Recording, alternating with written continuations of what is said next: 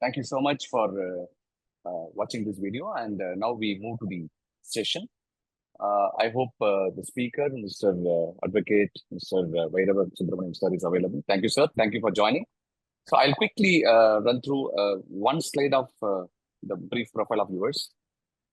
Friends, you are here in Lumen Network, which is a platform from Sea Change Consulting to connect, aggregate, and integrate entrepreneurs globally. So we have representatives who are called honorary advisors for Africa, US and Europe, GCC, Middle East, and we also have for the other nations which are coming up in these regions. And ASEAN is one of the regions where we are all closely connected, right? Singapore, Malaysia, Philippines, Vietnam, Sri Lanka, of course, India is part of it. So we also have 5 regions in India. So each of the regions like North, South, West, East, and Central region, we have honorary advisors. Currently, we have for Northern region and Western region. So as we go along, we are going to build this community of entrepreneurs, MSME entrepreneurs and small business entrepreneurs throughout globally, so that you can actually interact with our members, you can interact with the subject matter experts and the service providers in this platform. The platform is now coming up with the software services too. I mean, like we have a software platform. You can actually have a one-on-one meeting with the experts online anywhere in the world. And you can actually transact your business as well. That's a part of the whole exercise. With this, let me get into today's session. Today's session is very, very interesting, very, very important for entrepreneurs. It's about introduction to insolvency and bankruptcy code. We have with us subject matter expert, advocate Mr. G. Vairava Subramanian. He is one of the leading advocates in this area and other areas too in the legal advisory. He runs a consulting organization called Credo. You can see his profile, the organization profile right there in the right side. And with this, a brief note, I'm not going to deep dive on his academic side and his achievements because he doesn't like that. He always wants everything to be precise and to the point. So I thought I will not spare much time to talk about him, rather let him talk about the insolvency and bankruptcy code that is most important for entrepreneurs to know. So with this, let me invite, sir, you are there? Yes, sir, of course. Yeah, thank you so much. And I welcome Mr. G. Advocate Vairava Subramanian, sir, and kindly walk us through the insolvency introduction and bankruptcy code. Let us share the slide that you shared with us, sir, so that you can walk us through. Yes. Just give us a time. Yeah. So we are ready to go, sir. Can I start? Yes, sir, please. 1 second.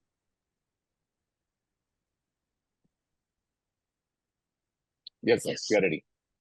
Yes. Good evening to all. Insolvency and bankruptcy is nothing but a favorable and conducive environment for the financial institutions to recover their money at the earliest. In other way, it is a negative as far as the organizations are concerned, very specifically MSME. The reason being, insolvency and bankruptcy code is basically nothing but insolvency of the organization. And what are all the issues that is coming in insolvency bankruptcy code of 2016? I am going to take you now. And this act came into force by 1st of December 2016. And there are 4 chapters here, out of which 1 chapter is yet to be notified. That is partnership firm and individual proprietorship concern. Other than proprietorship concern and partnership firm, all private limited companies, LLPs, and all the companies, even 1% company, are entitled for initiating the process under Insolvency and Bankruptcy Code of 2016. In simple words, bankruptcy is bankrupt, insolvency is an insolvent. Insolvency is predominantly in the past was working with the court for declaring the individual as an insolvent. Declaring a corporate as an insolvent is coming under this category of insolvency and bankruptcy code. Therefore, typically, This is getting restricted only on those companies which are all registered with the Ministry of Corporate Affairs as private limited company by shares, limited company by guarantee, and the companies which are all into the sketch of LLP and 1% company. This is the brief background about insolvency and bankruptcy code. So far, from 2016 to till now, more than 10,000 cases have been registered, and 10,000 cases have been registered under National Company Law Tribunal. National Company Law Tribunal will be headed by two members. One is technical member, other one is judicial member. Who is the technical member? The technical member is the one who completed chartered accountancy or company secretary or ACMA. These three segmentation people with vast experience will be appointed as a member of technical, and the law background character like senior advocates or retired high court judges or retired district court judges will be appointed as a technical, judicial member. The court will have two people, and these two people will be deciding on the case. Predominantly, as far as the insolvency and bankruptcy code is concerned, only three areas are very, very important to be noted by the MSME. So I'm going to restrict my suggestion or my session getting restricted only on these three areas. One, what is financial creditor? Two, what is operational creditor? Three, what is independent voluntary insolvency proposal? An organization can initiate their own proposal of initiating the insolvency proceedings on their own company, or anyone can initiate the insolvency process against the company. You can and you can be. Next slide. Yes.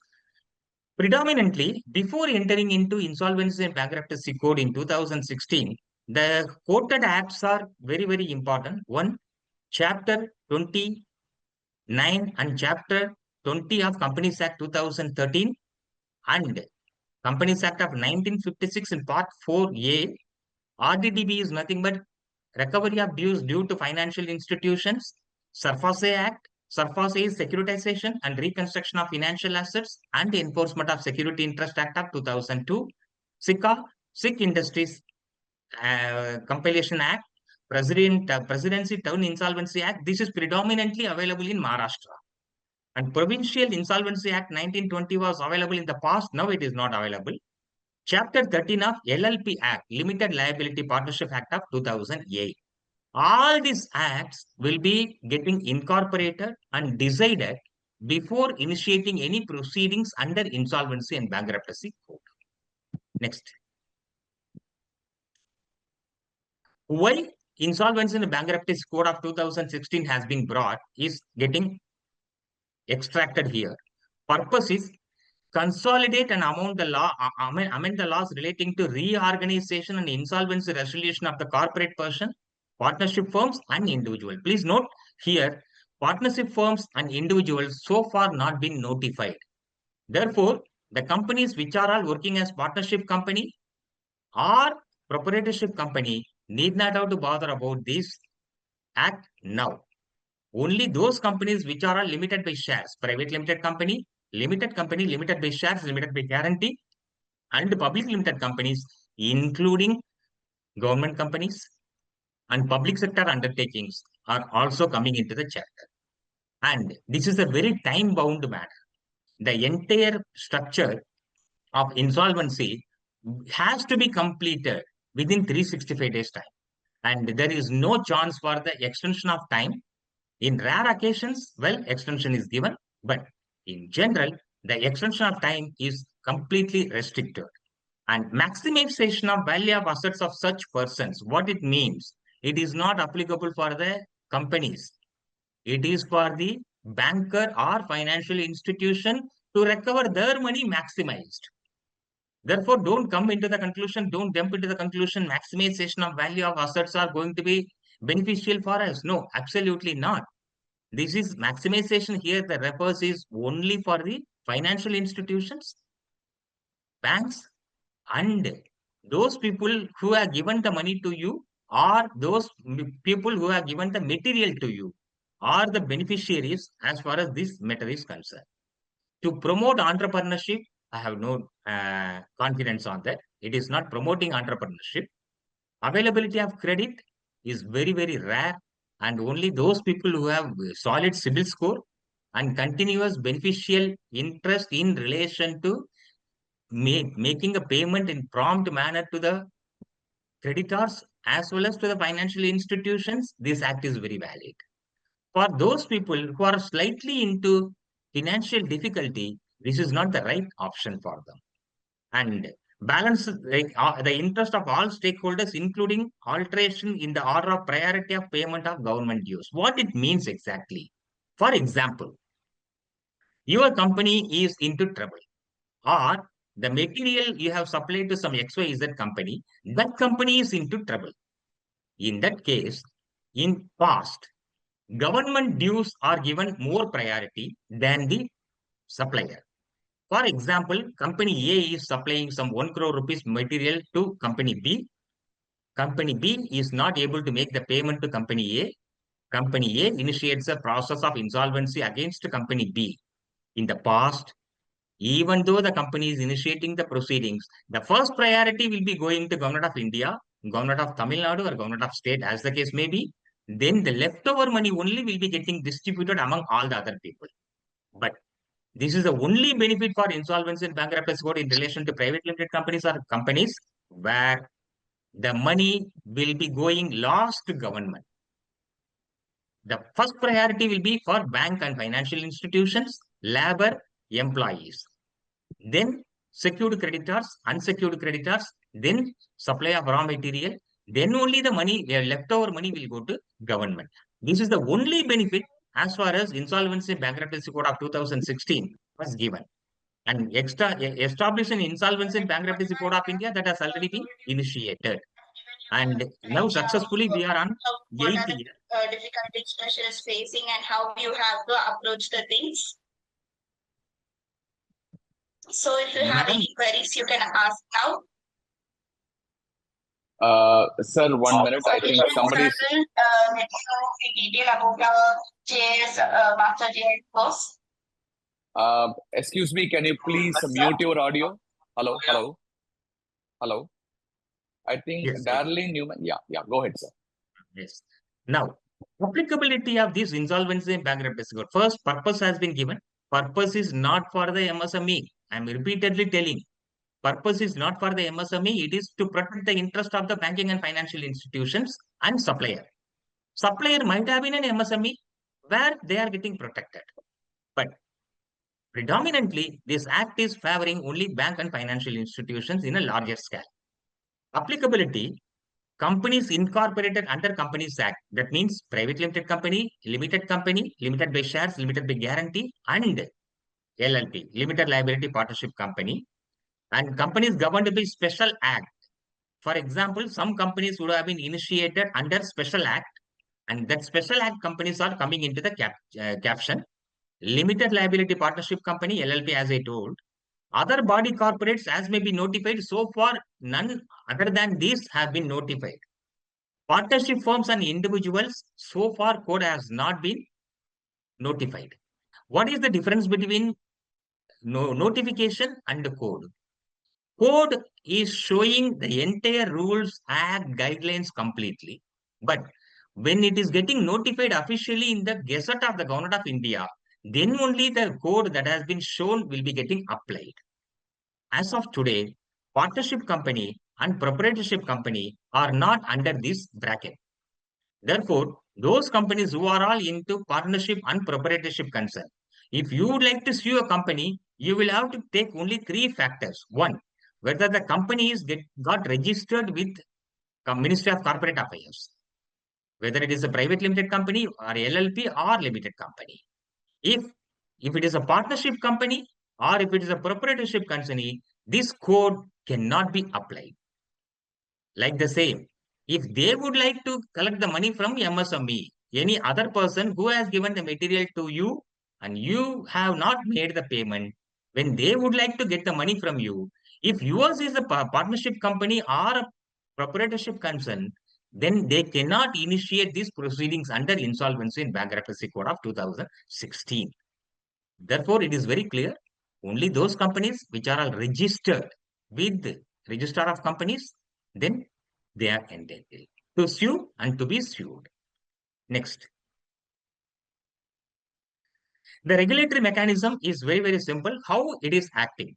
Insolvency and Bankruptcy Code 2016 is headed by Insolvency and Bankruptcy Board of India. This is called IBBI. And IBBI has got three brackets. One is insolvency professionals. They are called as insolvency resolution professionals and information utility. What is information utility? Information utility is called National Electronic Securities Limited, NSDL. This NSDL predominantly, when you have to receive money from XYZ company, if you will have to get the money from somebody, you will have to initiate the proceedings only through National Company Law Tribunal, that is called the adjudicating authority. There are two brackets. One bracket is Insolvency and Bankruptcy Board of India. The other one is adjudicating authority. These two are traveling parallelly. And the guidelines will be framed by Insolvency and Bankruptcy Board of India, and the matter will be decided by adjudicating authority. It is called NCLT, National Company Law Tribunal. In Tamil Nadu, we have two National Company Law Tribunal benches. Third one is expected. And every state will have one or two benches. Kerala will have one bench. Karnataka has got two benches. Andhra has got two benches. Andhra Pradesh has got one bench.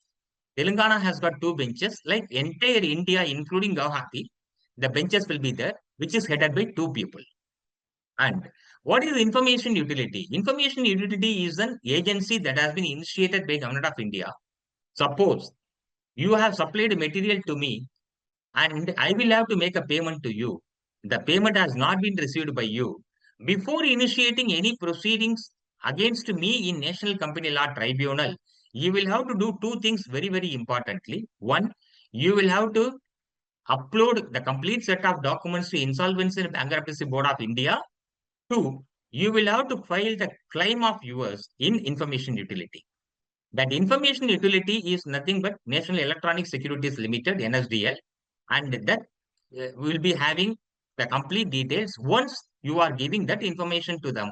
After they confirm that that is confirmed, then only you can go to NCLT for further proceedings. This is applicable in some states this is not demanded. For example, in Tamil Nadu, NSDL certification is not required. But if you go to Bombay, it is mandatory. It depends on state to state. Very, very important. Suppose you are supplying a material to some person in Guwahati and money has not been received. Where to file the case?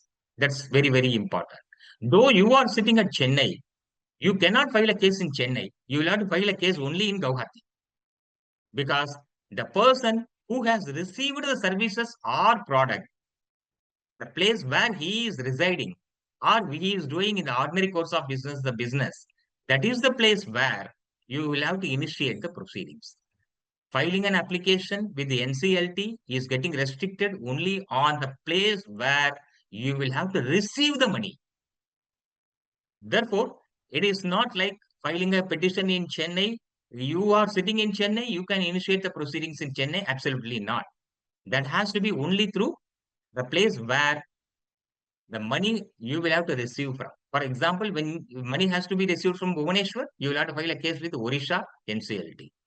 If it has to be received from Andhra Pradesh, you will have to file only in Amravati, like the same. And Insolvency and Bankruptcy Code has got 6 matters. One is corporate insolvency resolution process. What is this? This is nothing but I will have to give you money and I have not given you money. You initiated the proceedings against me. The adjudicating authority NCLT found that yes, undoubtedly it has been proved that I have not given the money to you. So they will initiate the proceedings against my company. That's called corporate insolvency resolution process. This is nothing but I will be suspended as a director of the company and board of directors will be suspended.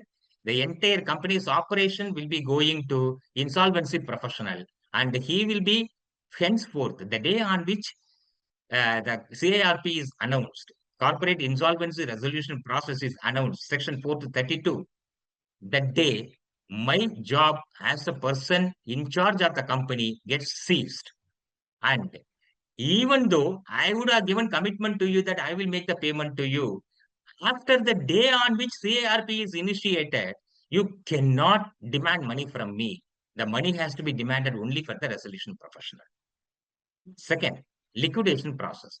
First, corporate insolvency resolution process, what it means, selling the company as a going concern to some interested person, and that interested person will make the payment to all the other people and take the company and run the company. That is called CARP.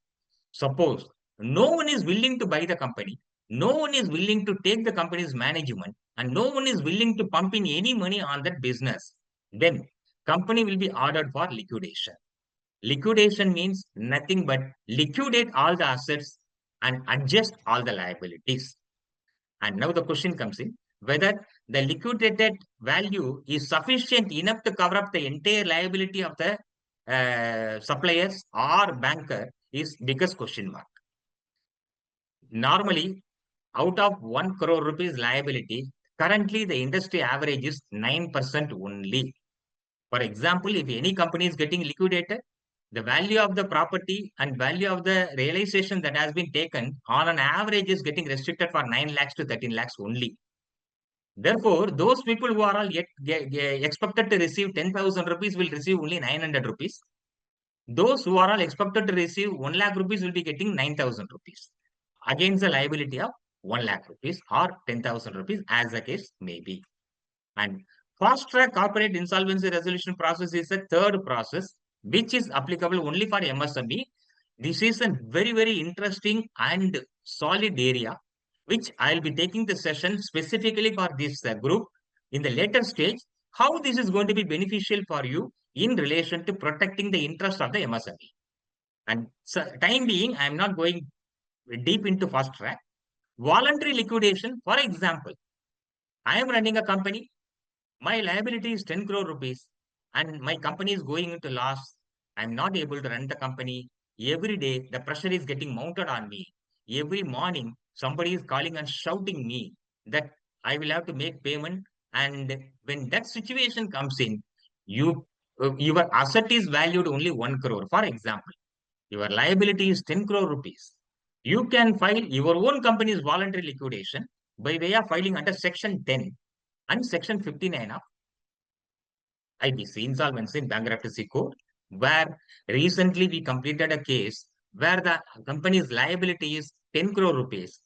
Assets were great money, 7 lakh rupees.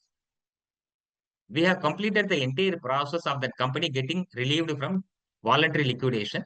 And now the 10 crore rupees liability, those people who have given 10 crore rupees money, they have taken only peanuts of 9 lakh rupees out money. This is happening only for those people who are all not interested to continue the business due to mounting of losses. And in spite of doing all the things, when they are not able to run the business effectively, when they are not able to effectively run the business, entering into difficulty every day morning, a threadbare and pressure is getting mounted, then that companies are recommended to be initiated under voluntary liquidation process, which is under Section 10 and Section 59. Time being, I'm not talking negatively about anything. I'm telling about the facts that's available into the system and the benefit that can be extended to the people. Adjudicating authority for corporate persons are predominantly NCLT, and offenses and penalties. Here, very, very important. I don't know whether any chartered accountant is there. Our company secretary is there in this group. Chartered accountants and company secretaries are punished in case if they are going along with the company for doing the fraudulent activities. Section 143 of Companies Act is to be read along with the Section 68 and 77 of Companies Act, and 447 of Companies Act give an imprisonment of up to 10 years for the people who are all doing a wrong thing. And therefore, the rope is becoming very tight as far as the insolvency and bankruptcy code is concerned. And in the course of time, I'll explain how it can be. Next slide, sir.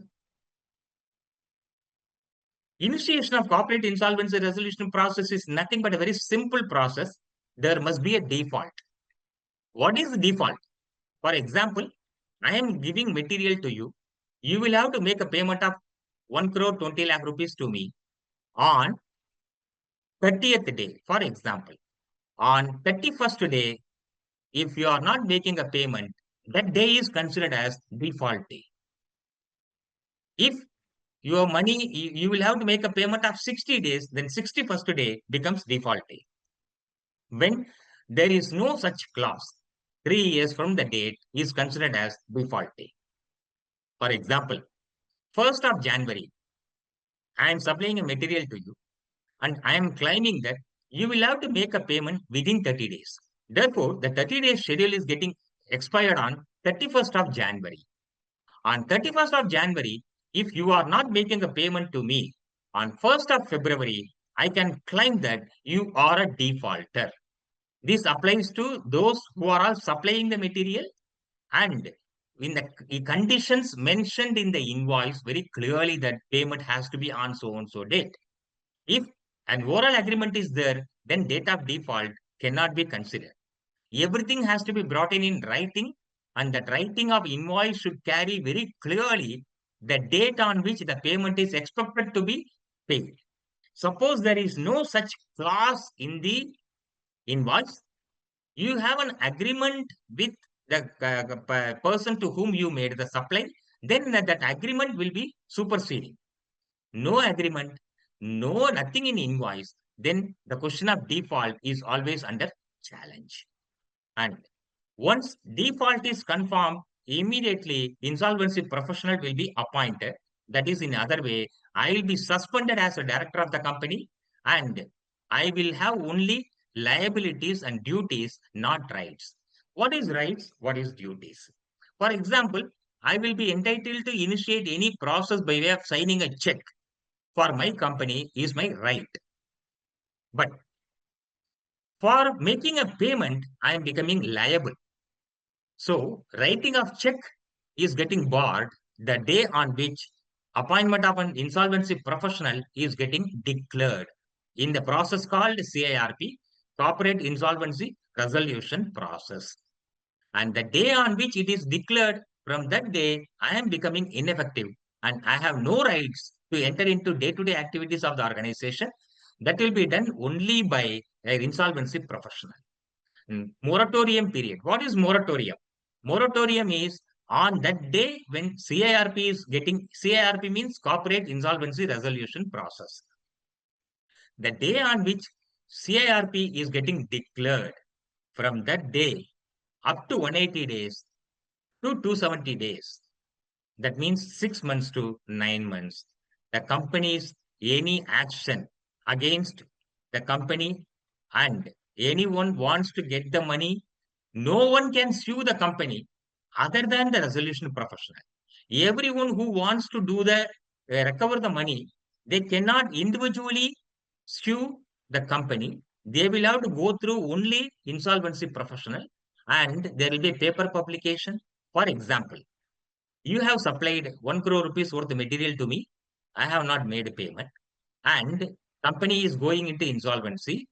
Corporate insolvency resolution process got initiated, and an insolvency professional has been appointed. The very next day, if you call me, what happened to the payment? I will say, please go and approach liquidation professional or insolvency professional. I have no rights. Henceforth, don't disturb me. I am not the person who can be given importance in relation to recovery of money. Better approach them. In case if they are ready to give you money, you get it. Otherwise, don't bother. So there is always a threadbare on the head of the MSMEs that unless otherwise you are so confident about getting the money from the other companies without any hindrance and the past track record is very good, then it is better to go for doing business transaction with them. Otherwise, getting your money will be always a difficult process. I'm not talking negatively, I'm talking fact. And credit committee formation, for a minute, I'm not explaining you that because it is a very lengthy process. And what happens is credit committee means 75% of the stakeholders, financial creditors. Who is a financial creditor? Bank, financial institutions, NBFCs, and those people who have lended the money to your organization are considered as financial creditor. And in case if 75% of the financial creditors have decided this company cannot be sold as a going concern, then they will say better liquidate the company. When liquidation order is given, liquidation order will not be decided only by creditors. They will give 75% of the creditors have to give approval. Once the approval is given, again the matter will be taken by resolution professional to National Company Law Tribunal. National Company Law Tribunal then looking on the matter will order for liquidation. Once company is going into liquidation, rest be assured you will get maximum of 9 to 13% only your money. For example, if the entire liability is 10 crore rupees, maximum all the people will get 90 lakh rupees to 1 crore 20 lakh rupees to 1 crore 30 lakh rupees, nothing beyond. As of today, it may change tomorrow, but as of today, it is getting restricted only on this. Next slide, sir. Persons who are not entitled to initiate insolvency resolution process.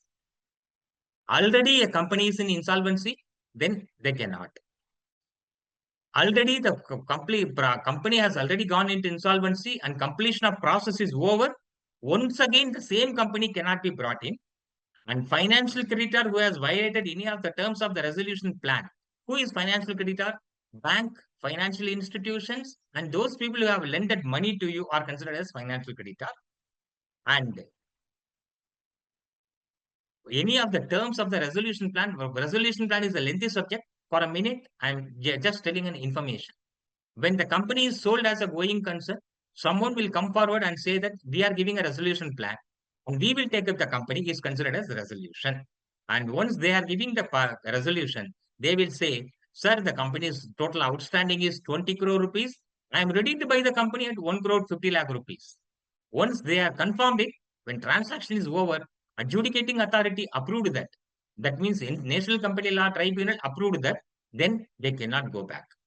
In respect of liquidation has been made, any company which is under liquidation, we cannot initiate corporate insolvency resolution process. Therefore, only four. One, when the company is already into CARP. Two, when the company has already been completed with the CARP. Three, when any of the resolution plan that has been given has not been followed properly. Four, in case the company is going into liquidation. Next slide, sir.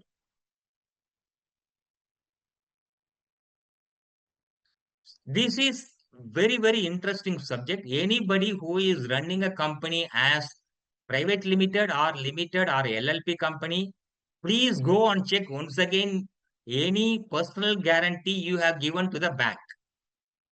In case if at all you would have given any personal guarantee to bank, ensure that that personal guarantee, the day on which you have signed, from there, once in 3 years, they will have to come and take a fresh guarantee.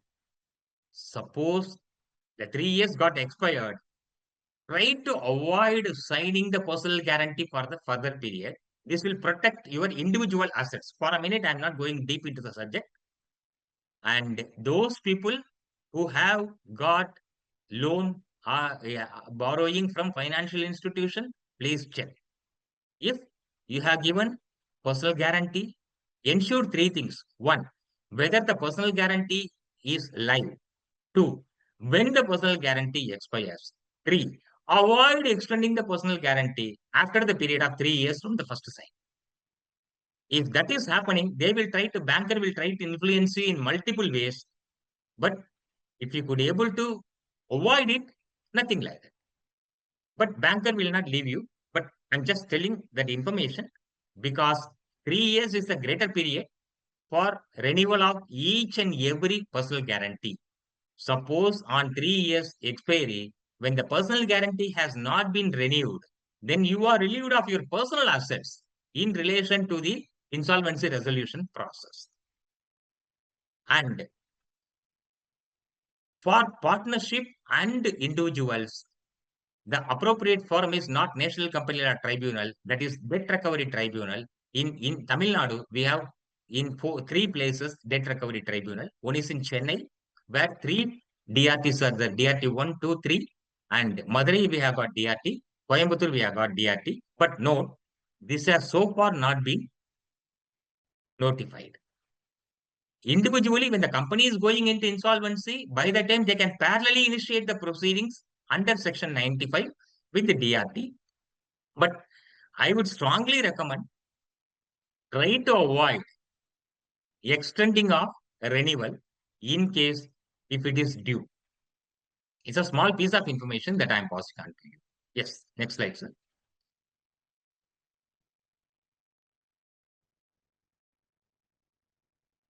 There are only three sections which is very, very important. One is Section 7, other one is Section 9, other one is Section 10. Section 7 can be initiated only by financial creditor. Who is financial creditor? Bank, financial institution, and those people, for example, கந்துவட்டி கொடுத்திருப்பாங்க உங்களுக்கு, நீங்க கந்துவட்டி வாங்கியிருக்கலாம். அல்லது some financial institution would have given unsecured financial money without collateral.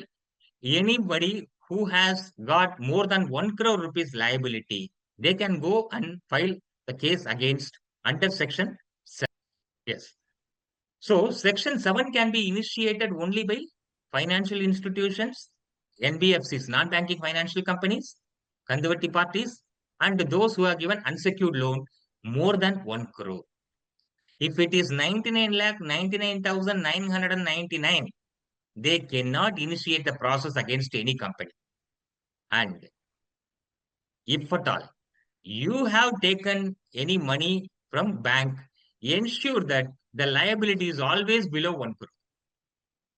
If that is there, they cannot initiate any process under current system after 15th March 2020, the corona period, when it was previously 1 lakh rupees. Now it has been changed into 1 crore rupees to protect the interest of the MSME. Yes, sir. Next. Then the other one is operational creditor. This is very, very important for those people like you. Suppose you are making supplies or you are receiving supplies. When you are making supply, when supply is made more than 1 crore, again, 1 crore is a threshold limit. If it is supply is more than 1 crore and there is no dispute in relation to three things. One, there is no dispute on quality. Two, there is no dispute on quantity. Three, there is no dispute on pricing. If these three things are getting satisfied, you can initiate the proceedings against those to whom you made the supply. If it is exceeding 1 crore, please note down, interest, apart from interest, limit has to be more than 1 crore. You cannot club the interest and add, for example, 90 lakh rupees is the principal. I'm adding interest at 24% per annum. That is coming to 20 lakh rupees, 90 plus 20, 1 crore, 10 lakhs. So I'm initiating proceedings is the riskiest game. Anything more than 1 crore rupees plus interest thereupon, then you are entitled to initiate the proceedings against any company. Mind you, sir, the moment you initiate this application, any company will be coming and begging you for settling the matter, because this is a very serious issue. In 90 days to 120 days, maximum 150 days, company will be declared as insolvent.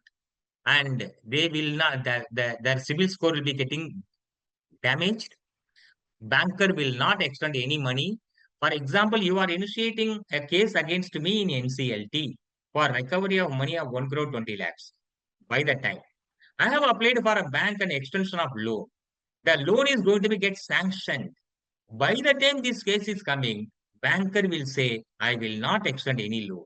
Better go and close the case, get in your favor, come back, then I will give you money. I'm sure you are able to understand the seriousness in relation to this. If you are interested to protect yourself, ensure your outstanding is 99,99,999 always. And if you are making supplies to others, ensure it is more than 1 crore rupees to initiate the proceedings to get the money. Only two simple formulas. To pay, to be received. To pay, ensure below 1 crore. To receive, ensure more than 1 crore. Then you are comfortable.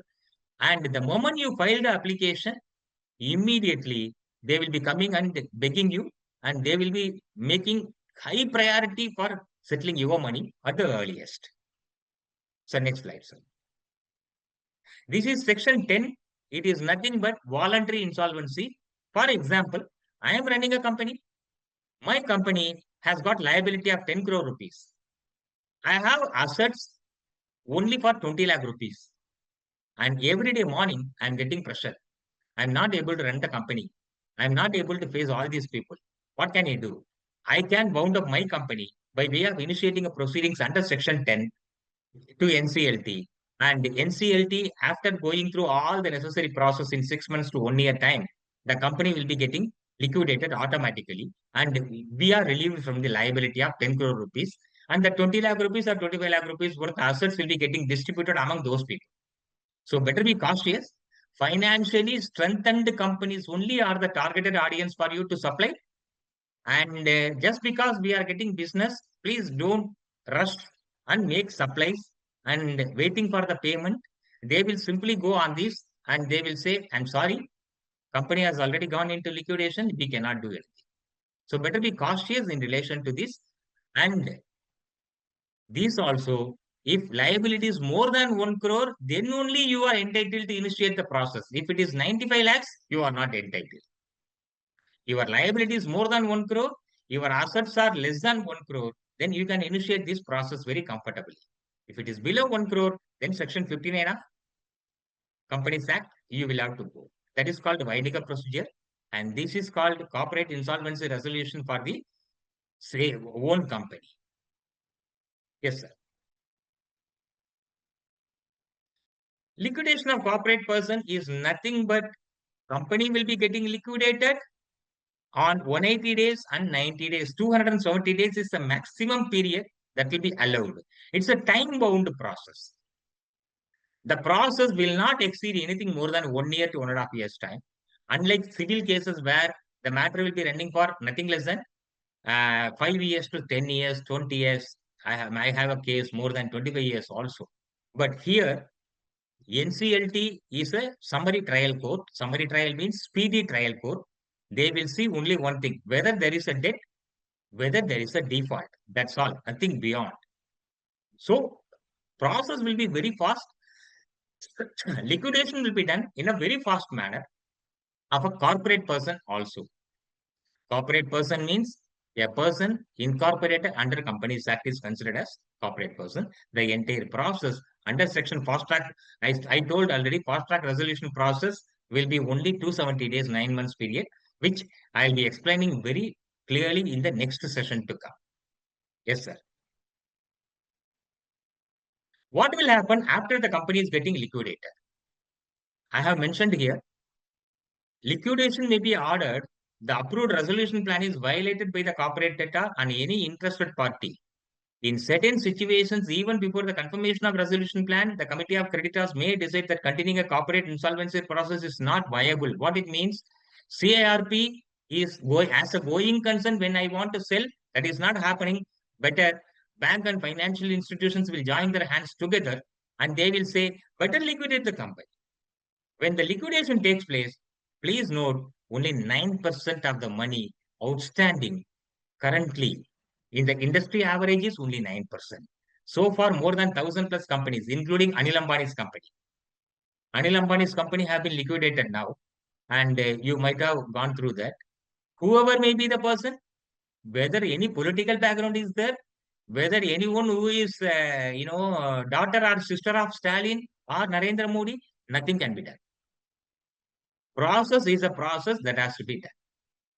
Therefore, liquidation, once it is getting ordered, once liquidation is completed, the person who is owing the liability of 10 crore rupees need not have to pay even a single rupee and they can come out. Subject to satisfactory explanation that has been given and the liquidator who has been appointed by the NCLT, National Company Law Tribunal, will be going through the entire process and successfully liquidate the company. That's all, sir. That's all. So now over to Mr. Anand. Any doubt or clarification? I'll be in a position to answer. Sir, voice is not clear. Sir, am I audible to all of you? Yeah. Okay. So, friends, thank you very much, Mr. Vairava Subramanian, sir. This subject is actually for MSMEs. It's it's above the head for all of us because it's purely a legal subject. But the idea of Lumen Network is to create awareness about there is something called IBC 2016. So that when entrepreneurs grow their organization, they are very busy in building their businesses and supply to everybody who asks for the opportunity to work with. And finally, when their business is going good, everybody is happy. When the business is at some point in time, like what has happened in COVID days, when they get stuck, then only all these legal things come into picture, which means that time they are already in panic, they are frightened, they are in deep trouble, laying low. That time they come to learn this legal aspect and it becomes too late. Because they have to fight and come out in life. Many people actually drowned the whole exercise itself. Therefore, what we thought in Sea Change and Lumen Network is to first create awareness. People, let them know what it is all about. That is why the topic is introduction. With this, you have showed so many information. I have even made a note of several things, sir. Of course, the presentation is also with me. So we also request Vairava Subramanian, sir, to keep coming to this platform, keep sharing your wisdom to us, insights to us, knowledge to us, so that we can empower more MSMEs. I would like to just share one last slide and end this session, 1 minute. So we are going to have a very interesting session on 29th of this month, or rather next month. I mean, of course, now, but we are on November 1st.